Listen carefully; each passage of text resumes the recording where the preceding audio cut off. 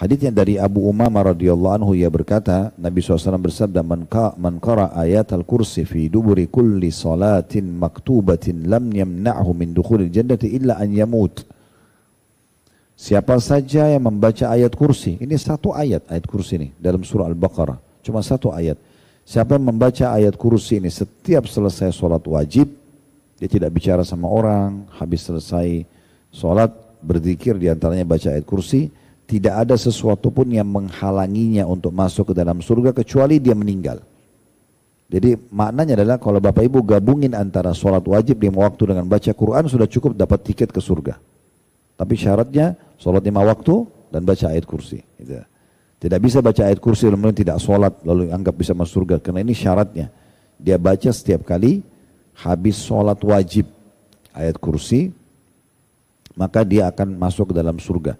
Tidak ada yang menghalangi masuk surga kecuali kematian. Dan mati pasti kita mati dulu baru masuk ke dalam surga. Nah seperti itu kurang lebih gambarannya. Dan tentu ayat kursi ini adalah salah satu ayat yang agung sekali dalam Al-Quran. Waktu turun itu banyak sekali setan-setan yang terbakar ya.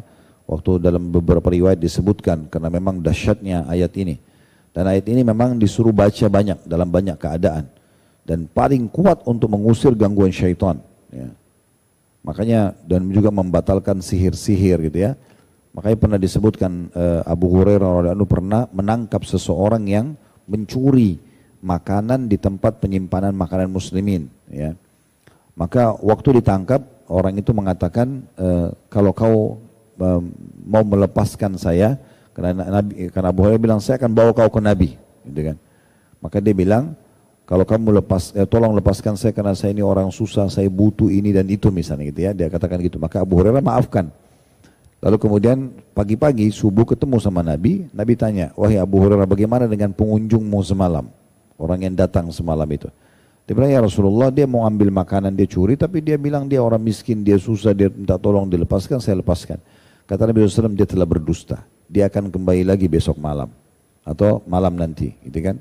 Maka betul malamnya ditangkap lagi sama Abu Hurairah. Dia mohon-mohon lagi dilepaskan lagi yang kedua kali. Besok pagi lagi Nabi SAW tanya, bagaimana dengan tamumu semalam? Dia bilang ya Rasulullah dia begini dan begitu. Kata Nabi dia bohong, dia akan kembali lagi di malam yang ketiga. Nanti balik lagi, Abu Hurairah tangkap dan Abu Hurairah mengatakan demi Allah saya akan bawa kau ke Nabi SAW. Tidak ada lagi toleransi sekarang. Terus dia bilang, orang itu bilang, mau nggak saya ajarkan kepada kamu satu ayat dalam Al-Quran? Kalau kau membacanya sebelum tidur maka kau akan dijaga oleh Allah dari syaitan sampai pagi hari. Kata Abu Hurairah baiklah. Apa itu? Dia bilang ayat kursi. Maka Abu Hurairah lepaskan. Waktu datang pagi-pagi ke Nabi, Nabi tanya bagaimana? Dia bilang begini ya Rasulullah. Kata Nabi SAW, dia benar dengan ayat kursi tapi dia berdusta, dia adalah syaitan. Dia adalah syaitan menjelma untuk mengambil makanan pada saat itu. Tapi ayat kursi memang ada banyak hadis yang lain menjelaskan kalau dibaca sebelum tidur akan selamat dari gangguan syaitan sampai pagi. Gitu kan? Ini diantaranya. Kita tahu juga kita disuruh baca di zikir pagi petang ya. Dan Bapak Ibu jangan pelit-pelit ya. Bedain mana zikir pagi, petang, mana zikir habis sholat.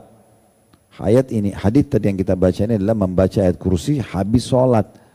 Nah berarti kalau sudah selesai zikir sholat semua, kita mau masuk di zikir pagi kalau habis subuh, atau mau masuk ke zikir sore habis asar, baca lagi ayat kursinya. Emang diulangin gitu ya. Karena ini dua zikir yang berbeda. Tapi diulangi ayat kursi tersebut. Ya. Dan betapa dahsyatnya orang kalau membaca di saat dia meruqyah, mengobati dirinya, mengobati orang lain, itu baca ayat kursi. Semua peruqyah pasti akan memulai dengan membaca ayat kursi. Karena ini ajaran Nabi alaihi salatu wassalam dalam mengobati segala gangguan-gangguan syaitan. Jadi memang kedudukannya sangat tinggi satu ayat ini. Ya, satu ayat dalam Al-Quran.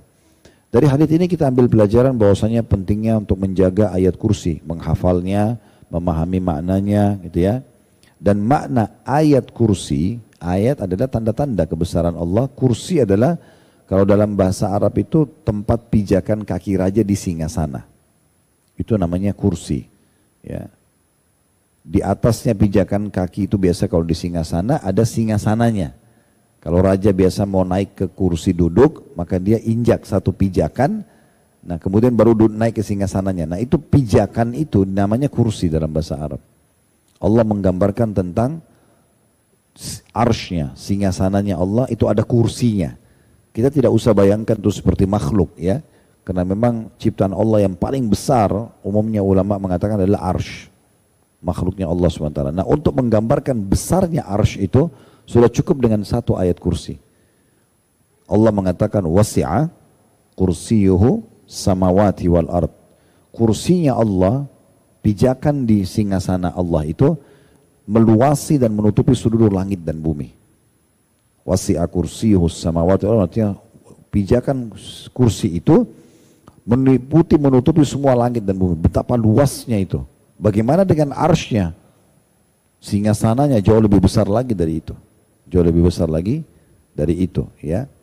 Makanya kita diantara zikir yang kita dianjurkan ucapkan supaya Bapak Ibu melimpah pahalanya, ya. Di mana Nabi SAW berkata kepada salah satu istri beliau yang habis subuh ditinggalkan, terus Nabi kembali lagi kepada beliau selepas terbit matahari. Lalu Nabi tanya, apa kok zikirmu seperti ini dari tadi? Dia bilang, iya ya Rasulullah. Kata Nabi SAW, saya sudah ucapkan kata-kata yang mengalahkan jauh pahalamu. Yaitu setiap habis zikir membaca, misalnya Bapak Ibu baca subhanallah, baca adada khalqi. Subhanallah sejumlah makhluknya. Waridha nafsi, dan keridhaan dirinya Allah. Wazinata arsyih, dan perhiasan singgasananya. Dan timbangan singgasana, gitu ya. Wa midada kalimati, dan sejumlah kalimat Allah. Maka kalau kita ucapkan ini setiap kali habis zikir, pahalanya bukan hanya subhanallah sekali, tapi sejumlah makhluk Allah, ya, sampai Allah ridho, seberat arshnya. Ini besar sekali arsh, gitu kan. Kalau kursinya saja seluas langit dan bumi, bagaimana dengan arshnya? Dan juga sejumlah kalimat-kalimat Allah. Dan sudah dijelaskan dalam Al-Quran, Qul law kana dalam surah Al-Kahfi, Qul law kana al-bahru bidaradi kalimati rabbi nasfidal bahru qabla an tanfada kalimatu rabbi walau jida bimithlihi madada. Sesungguhnya kalau kata-kata Allah itu mau diukir dan digunakan air lautan, maka akan habis air lautan itu, ya. Sebelum habis kata-kata Allah, tidak akan pernah habis gitu kata-katanya Allah Subhanahu wa taala.